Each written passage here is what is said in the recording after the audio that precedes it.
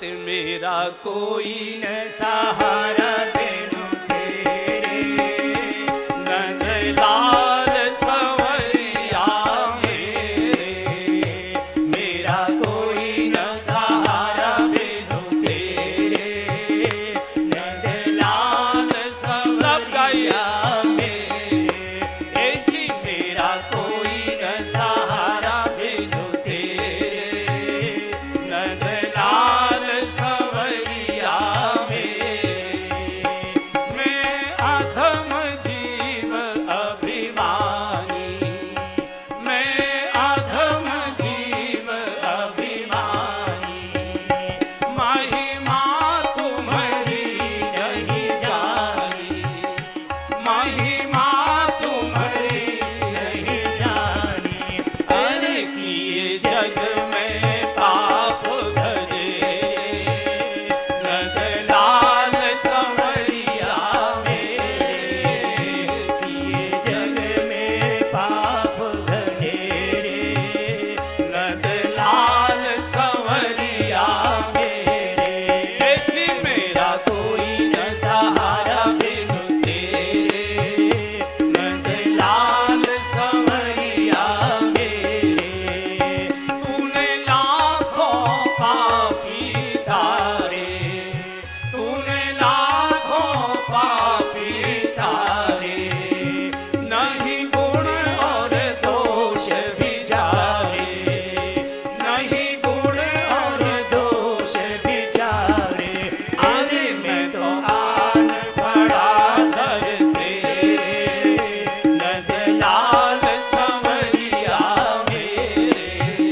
मैं तो आन पड़ा दर तेरे, नंदलाल संवरिया मेरे। जी मेरा कोई न सहारा बिनु तेरे, नंदलाल संवरिया मेरे। निशिवासर ध्यान लगाऊं, निशिवासर ध्यान लगाऊं। नित पद रज शीश धराऊं, नित पद रज शीश धराऊं। अरे गुण गाऊं सांझ सवेरे, नंदलाल संवरिया मेरे। गुण गाऊं सांझ सवेरे, नंदलाल संवरिया मेरे। ए जी मेरा हरि बोल।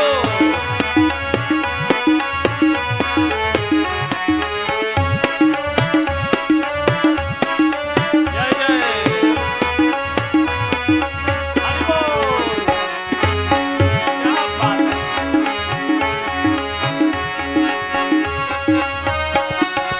जय हो। क्या बात है। घर में भी नाचते हो, यहाँ भी नाच रहे हो। हरि बोल। क्या बात है।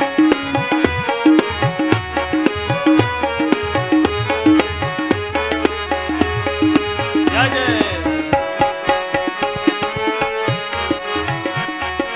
राधे राधे रटो चले आएंगे बिहारी, राधे राधे रटो चले आएंगे बिहारी। ओ आएंगे बिहारी चले आएंगे बिहारी, आएंगे बिहारी चले आएंगे बिहारी। श्री राधे राधे, राधे राधे रटो चले आएंगे बिहारी, राधे राधे रटो चले आएंगे बिहारी। ओ राधा मेरी चंदा चकोर है बिहारी, राधा मेरी चंदा चकोर है बिहारी। ओ राधा मेरी चंदा चकोर है बिहारी, राधा मेरी चंदा चकोर है बिहारी। श्री राधे राधे, राधे राधे रटो चले आएंगे बिहारी, राधे राधे रटो चले आएंगे बिहारी। राधे राधे श्याम मिला दे, राधे राधे श्याम मिला दे, राधे राधे श्याम मिला दे, राधे राधे श्याम मिला दे, राधे राधे श्याम मिला दे, राधे राधे श्याम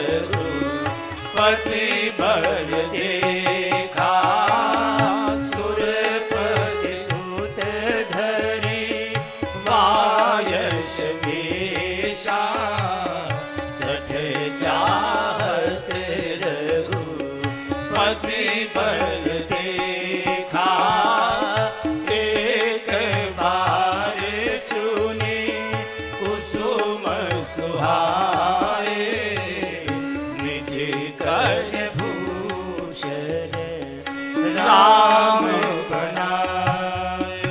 आज लक्ष्मण जी भी कुटिया में नहीं, कंद फूल मूल फल लेने गए हैं। भगवान और जानकी जी दोनों अकेले। आज भगवान के मन में श्रृंगार का भाव आ गया।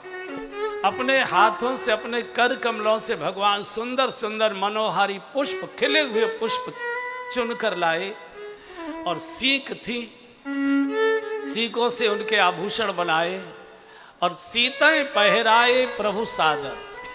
यहाँ जो भी होता है, शीश फूल, कानों के कुंडल, नाक की नथ, गले का हार, हाथों के कंगन, चूड़ियाँ, ये वगैरह जहाँ जहाँ सोने के आभूषण पहनाए जाते हैं, वहाँ भगवान फूलों के आभूषण। भगवान सारे जगत के लोगों को, विशेषकर झुंझुनू के नागरिकों को ये संदेश देना चाहते हैं कि अगर मन प्रसन्न है तो फूलों के आभूषण भी हीरों से ज़्यादा अच्छे लगते हैं, और मन में दुख है, कष्ट है, अशांति है तो हीरे के आभूषण भी भार जैसे दिखाई देते हैं। प्रसन्नता का संबंध वस्तुओं से नहीं होता, प्रसन्नता का संबंध मन से होता है।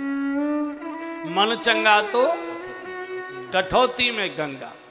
भगवान कहना चाहते हैं कि शायद जगत के लोग ये सोचते होंगे कि राज तिलक होते होते हमारा वनवास हो गया, सुवर्ण के सिंहासन से उतरकर जमीन पर आ गए, फूस की झोंपड़ी में निवास कर रहे, महल छूट गए, राजभवन छूट गया, हीरे जवाहरात छूट गए, सुवर्ण की थालियों के 56 भोग छूट गए, कच्चे कच्चे कंदमूल फल खाते। हे भगवान, कितना दुख उठा रहे भगवान। शायद जगत के लोग वस्तुओं से ही सुख और दुख की कल्पना करते। सुख वस्तुजन्य नहीं है, सुख आत्मजन्य है। अगर सर दर्द कर रहा हो, पेट भयानक दर्द कर रहा हो, तबीयत खराब हो और आग के सिरहाने कोई नोटों की गड्डी लाकर रख दे के जरा ये देखो, तो कहो फेंको इनको, मेरी पहले दवाई लाओ, पेट का दर्द कम कराओ। तो जो सुख होता है वो वस्तुजन्य नहीं होता, वो आत्मजन्य होता है। अगर हमारी आत्मा में आनंद और प्रसन्नता है तो फिर चटनी और सूखी रोटी भी स्वाद लगेगी, और कलह क्लेश अशांति में जी रहे तो थाली के 56 भोग भी देखने का मन नहीं करेगा एकदम। भगवान जगत को यही समझाना चाहते। शायद आप लोग सोचते होंगे राज तिलक की तरह वनवास हो गया तो प्रभु कितने दुखी होते होंगे। भगवान कहना चाहते हमारे लिए राजभवन भी जंगल था और जंगल भी हमारे लिए राजभवन है, हमारे लिए दोनों में कोई अंतर नहीं। तो सजा रहे थे। अब इसमें कोई ऐसी कोई मर्यादा का उल्लंघन तो था नहीं। पत्नी पति को सजाए, पति पत्नी को सजाए, इसमें कोई अंतर नहीं। चूंकि दोनों ही एक प्राण दो, एक ही प्राण ने 2 शरीर धारण कर लिए, एक ही आत्मा ने 2 शरीर धारण कर लिए। एक पति बन गया, एक पत्नी बन गया, दोनों बिल्कुल एक है, कोई उसमें अंतर नहीं। और अगर व्यवहार की बात मैं बोलूं, झुंझुनू के स्तर की बात बोलूं, तो कई बार किसी शादी में जाना होता है तो पतिदेव कह देते वो वाली साड़ी पहनना, तुमको बहुत खिलती है। पत्नी कहते ये नहीं, वो नीले वाला सूट निकालो, वो ज़्यादा अच्छा लगता है आपको। तो इसमें कोई दिक्कत नहीं है, चूँकि वो तो एक ही प्राण के 2 स्वरूप हो गए। लेकिन समाज में कुछ कुटिल लोग, कुदृष्टि वाले लोग भी रहते हैं, और जो ज़्यादा बड़े हो जाते कई बार उनकी दृष्टि कु हो जाया करती है। इंद्र का बेटा सुरपति सुत, इंद्र का बेटा, उसने देखा कि पिताजी की सभा में कल सब ऋषि मुनि देवी देवता सब बैठे थे, चर्चा कर रहे थे कि चित्रकूट में आजकल ब्रह्म निवास कर रहा है, भगवान निवास कर रहा है। ये भगवान है, स्त्री को श्रृंगार कर रहा है, सजा रहा है। तो सामान्य पुरुष भी ऐसा नहीं करता, कोई मजदूर भी ऐसा नहीं करता है। बुद्धि भ्रमित हो गई, बुद्धि भ्रमित हो गई। और बड़े जो राजा लोग होते, मंत्री कहिए, जो भी कहिए, चूंकि वो तो प्रधानमंत्री है, स्वर्ग का राजा है इंद्र, तो जो भी मंत्री संतरी होते हैं वो तो थोड़े अच्छे भी होते होंगे, उनके लड़के बहुत अच्छे होते हैं। कुछ बोलने की ज़रूरत नहीं है राजस्थान में या कहीं भी, कुछ बोलेंगे नहीं।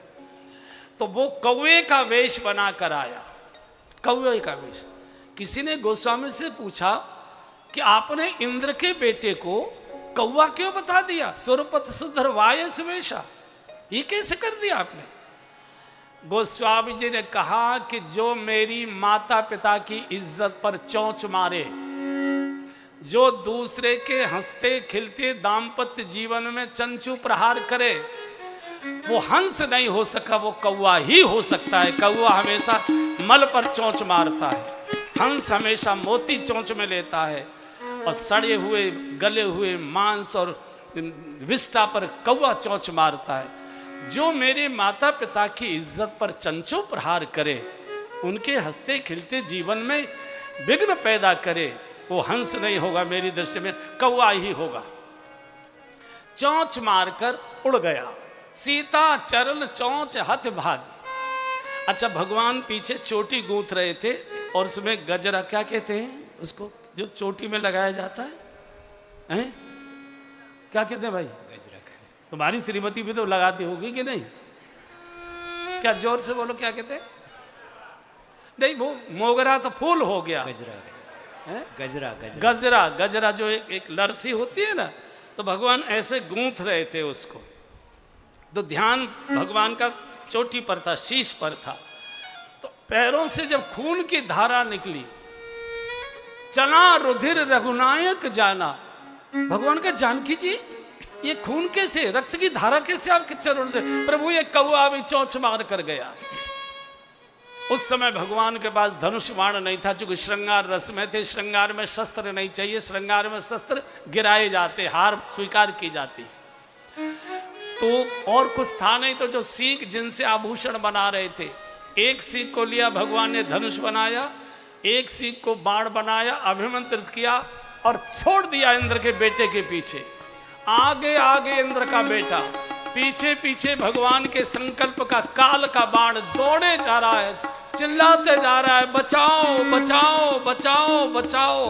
ब्रह्मलोक गया, भगा दिया, शिवलोक गया, भगा दिया, वरुणलोक गया, भगा दिया, कुबेर लोक गया, भगा दिया। किसी ने काहू बैठने कहा न कोई, काहू बैठन कहा न कोई, काहू बैठन कहा न ओही, काहू बैठन कहा न ओही, राखी को सकहि राम कर द्रोही, राखी को सकहि राम कर द्रोही। आहा करते समस्त लोकों में भाग तरा, किसी ने बैठने की नहीं कहा। क्यों? सत्ता का भय सबको रहता, निकल यहां से, हमारी भी सत्ता चली जाएगी, इतना बड़ा पाप करके आया है।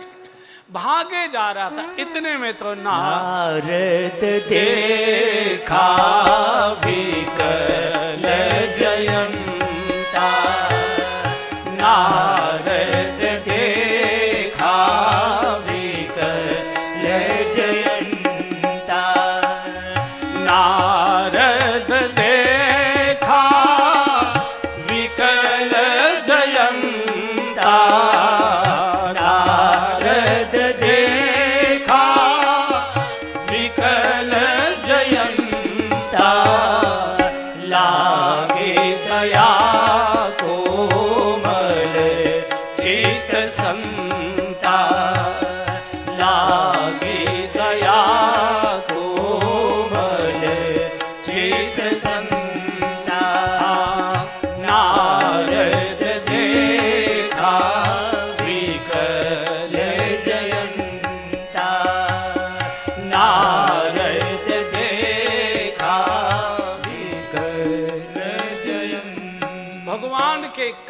बाण पीछे लगाए भगे चला जा रहा था। बाप ने फटकार दिया, ब्रह्मा जी ने फटकार दिया, को सब देवताओं ने फटकार। बीच में नारद जी मिले। अरे जयंत क्या हुआ? यहाँ गोस्वामी जी ने नाम लिख दिया। किसी ने गोस्वामी जी से पूछा अभी तक तो आपने नाम लिखा नहीं था, अब इसका नाम क्यों बोल दिया? बोले इसको संत का मिलन हो गया। और संत दर्श जिम पातक टरही, संत दर्शन से पाप कट जाते हैं। हमारे राजस्थान के एक बड़े अच्छे श्रीमद् भागवत के प्रवक्ता कथाकार है, मुझे नाम ध्यान नहीं आ रहा, बहुत अच्छा इस पर भजन गाते। मुझे एक पद याद है उनका, गा लीजिए। जब संत मिलन हो जाए, जब संत मिलन हो, सब गाइए। जब संत मिलन हो जाए, तेरी वाणी हरि गुण गाए, तेरी वाणी हरि गुण गाए। जब संत मिलन हो जाए, जब संत मिलन हो जाए, तेरी वाणी हरि गुण गाए, तेरी वाणी हरि गुण गाए। तब इतना समझ लेना अब हरि से मिलन होगा। तब इतना समझ लेना अब हरि से मिलन गाइए। होगा। जब संत मिलन हो जाए, जब संत मिलन हो जाए, तेरी वाणी हरि गुण गाए, तेरी वाणी हरि गुण गाए। आँखों से आंसू आए, आँखों से आंसू आए, जब मन गद गद हो जाए, जब मन गद गद हो जाए, कोई और न मन को भाए, कोई और न मन को भाए। दर्शन को जिय ललचाए, दर्शन को जिय ललचाए। तब इतना समझ लेना अब हरि से मिलन हो। ये संकेत है भगवत प्राप्ति का। इतना समझ लेना अब हरि से मिलन होगा। तब इतना समझ लेना अब हरि से मिलन होगा। संत मिलन भगवंत मिलन की सूचना है। वर्षा की सूचना आती है जब पसीना आने लगे, अकुलाहट होने लगे, गर्मी लगने लगे, उमस लगने लगे, तो समझना ठंडी फुहारें आने वाली। संत मिलन हुआ, इसका अर्थ है भगवंत पीछे पीछे आने वाले हैं। पहले कमांडोज आते हैं, मंत्री जी बाद में आते हैं। पहले पुलिस दरवाजे पर आकर खड़ी हो जाती है, उसके बाद बड़े व्यक्ति आया करते हैं। संत भगवान की पुलिस के सिपाही होते हैं। तो पूछा अरे जयंत क्या हुआ? बोले गुरुजी देखो ना, देखो ना, ये बाण चुभा हुआ है, जलाए दे रहा है मेरे शरीर को। अब तक तो मार डालता, आप खड़े इसलिए शांत है। अरे हुआ क्या, कैसे, बाण किसने मारा? बोले भगवान का अपराध हो गया। क्या अपराध किया? मैंने भगवान के चरणों में चंचू पर हार चोंच मार, जानकी जी के चरणों में चोंच मार दी, प्रभु का अपराध कर दिया।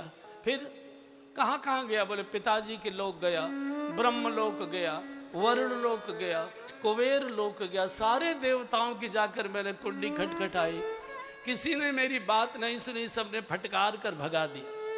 तो नारद जी ने कहा जयंत तेरी बुद्धि बिगड़ी है, अपराध भगवान का कर रहा है और क्षमा देवताओं के यहाँ जाकर मांग रहा है, वो कैसे क्षमा करेंगे? नियम ये है, जिसका अपराध किया जाता है क्षमा वही कर सकता है, दूसरा कोई क्षमा नहीं कर सकता है। कोर्ट सजा को कम कर सकता है, सजा को माफ कर सकता है, लेकिन अपराध को क्षमा कोर्ट भी नहीं कर सकता। अपराध को क्षमा वही कर सकता है जिसका हमने अपराध किया है। हमारा स्वभाव उल्टा हो गया। अपराध किसी का करते हैं, क्षमा कहीं जाके मांगते हैं। अपराध परिवार का करते हैं, अपराध पड़ोसी का करते हैं, अपराध समाज का करते हैं, और 4.5 केले लेकर मंदिर में भगवान से क्षमा मांगते हैं। भगवान कहते हैं निकल जा यहाँ से, खबरदार आया तुम, निकल जा। जिसका अपराध किया जाता है वही क्षमा का अधिकार, जट भगवान के चरणों में जा, वही क्षमा करेंगे। अरे आप चलिए ना, पर मार डालेंगे, मार डाल। नारद जी ने कहा अगर मारना होता तब तक मार नहीं देते। अगर उनको मारना होता तो मार नहीं देते। अरे बहुत डर लग रहा, बोले डरे मत, भगवान बहुत सरल। अति कोमल रघुवीर स्वभाव, अति कोमल रघुवीर स्वभाव, यद्यपि अखिल लोक करे राव, यद्यपि अखिल लोक करे राव। बहुत सरल है, बहुत सरल है। अति कोमल रघुवीर स्वभाव, उनको किसी की चूक याद नहीं रहती। रहते न प्रभु चित चूक किए की, याद क्या रहता है, बोले करत सुरत सतवार। हमको किसी का भला काम याद नहीं रहता और भगवान को किसी का बुरा काम याद नहीं रहता। बस यही अंतर है। किसी की आपसे कोई प्रशंसा करे, अरे वो बड़े भले आदमी है, हाँ आजकल भला दिखाई देता, पहले बड़ा बदमाश था, पहले बड़ा ऐसा था। मतलब हम किसी की अच्छी बातें सोच ही नहीं सकते। भगवान को दोष दिखाई ही नहीं देता, और देख भी लें, देख दोष कबहु न उर आने, देख दोष कबहु न उर आने, देख दोष कबहु न उर आने, देख दोष कबहु न उर आने, सुनि गुण साधु समाज बखाने, सुनि गुण साधु समाज बखाने। भगवान किसी का दोष देख भी लेते हैं, उन्हें याद ही नहीं रहता है।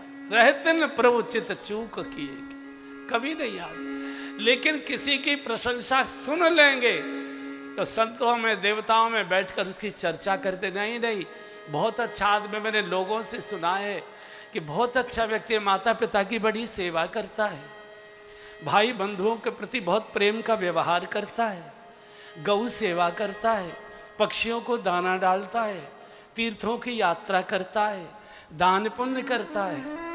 भगवान उसकी चर्चा करते, देख दोष कबहु न उर आने, सुन गुण साध समाज बका। जा जा, जाऊं तो सही, डर लग रहा है। बोले डरे मत, मैं कह रहा हूं। अच्छा ये बताओ, मैं जाऊंगा तो जरूर, लेकिन भगवान पूछेंगे कि पहले क्यों भाग कर गया था, पहले ही क्षमा मांग लेता, पहले क्यों भाग कर गया, क्या बताऊं। नारद जी ने कहा कह देना प्रभु आपका प्रभाव देखने चला गया था कि आपका प्रभाव कहाँ कहाँ तक छाया हुआ है, इसलिए चला है। ठीक है, ये तो मैं कह दूंगा कि आपका प्रभाव देखने चला गया था। भगवान कहेंगे फिर अब क्या देखने आया है, तब क्या बताऊं। नारद जी ने समझा दिया, कह देना जयंत कि आपका प्रभाव तो देख आया कि आपका प्रभाव कैसा है, अब आपका स्वभाव देखने आया हूं कि आपका स्वभाव कैसा है। और अस स्वभाव कहूं सुनहु न देखो, कहूं खगेश रघुपति सम लेखो। अति कोमल रघुवीर स्वभाव, अति कोमल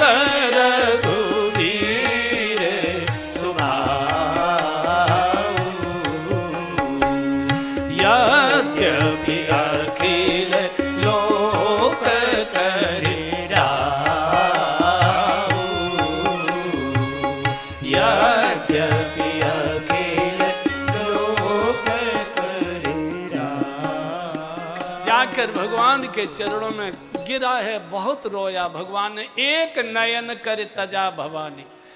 कई लोग कहते हैं कि उसकी एक आंख फोड़ दी। नहीं नहीं, भगवान किसी की आंख नहीं फोड़ते। इसको आंख थी ही नहीं। ये कामांध था, ये मदांध था, ये सत्तांध था। इसका बाप सत्ता का मालिक था, इसलिए सब प्रकार से अंधा था, विवेक से अंधा हो चुका था। भगवान ने एक दृष्टि दी जीवन जीने की। इतने बड़े बाप के बेटे होकर ऐसा आचरण व्यवहार करते हो। भगवान कभी किसी की आंख नहीं लेते, दृष्टि नहीं देते, दृष्टि देते हैं।